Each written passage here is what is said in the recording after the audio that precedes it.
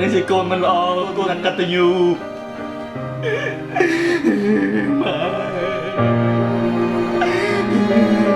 កូនចង់មកបងប៉ាទេក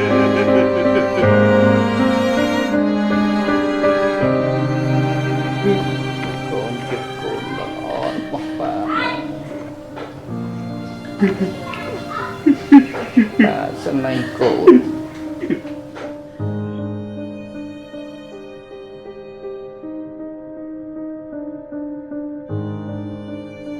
ខ្ញុំធំឡើងណាខ្ញុំលេងភ្លេងឲ្យបាយសាប់ម្ដងមើលអូកុំឆ្លាត